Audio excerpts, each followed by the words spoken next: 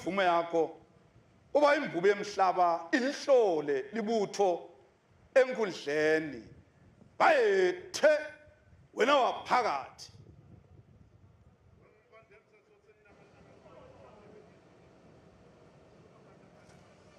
Sawucela size sihlale phansi ngonyama isahlolayo lalibutho ayethe wena waphakathi.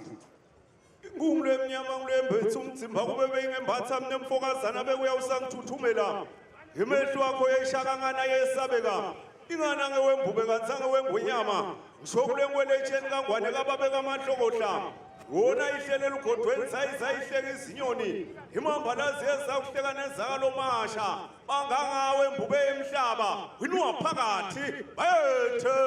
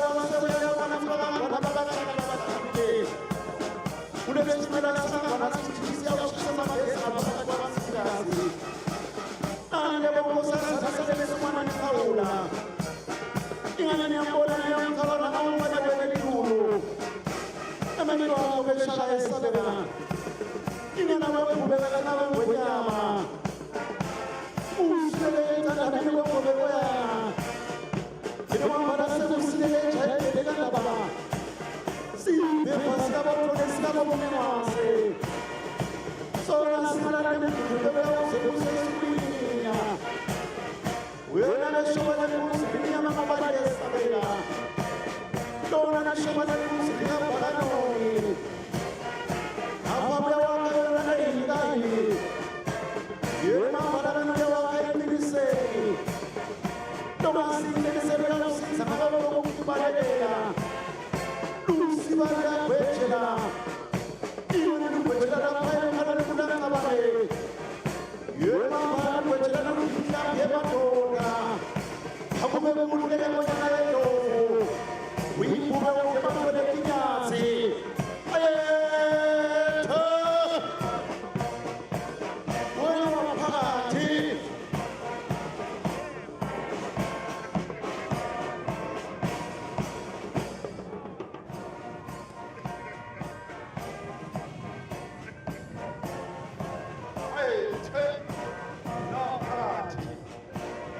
ngakho silo sikhulu cela kuqhubeka naleli butho enkundleni bayethe wena waphakathi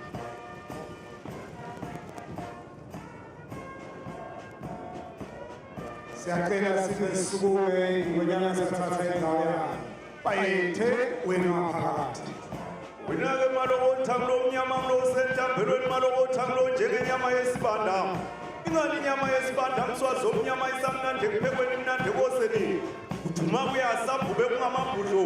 Uthuma phansi bakuzwa ngesigcingo babalekela musakandaba. Wena mswati kulo ingomoni emdlonga kangwane. Ingani neli yawuvusa kwayewethu kwabakamagagula kadolwako. Bathe badlala bunhlalunhlalo. Kuye kwethukane bakagamane bakamisi. Hamnamantsholo umangeli wena waphakathi. Iyelana langakhawuntati bethithi msamkolo. Wena mbe waphuma langa netinzabatalo. Unanasi liyawushona kwabese uyintela tikhulu kanye nemalangeni. Lishuba lakusatsa la ubeka esikolweni eGiladi. Unele kufika wena mswati wase uwayidlaluselwa. Wase uyayibamba ipenseli isho lagwasana nangayo kwasegijima. Usile mgubele bhodi emeshako etilwandle. Uye kwatamatama livela mswati. Ibhiba tiyetapuma busakala lati gwetakele muzi lapho emzimba. Ingani beti ibona ingwenyama ehlane ehlula umutho. Wena mkhombo elanga kagwani ingani ilanga lipumeche lapho ekhaka kosikati. Inghabisa tekhane safenda gijima tawutekela bone emakhaya. Unona baphume base badlo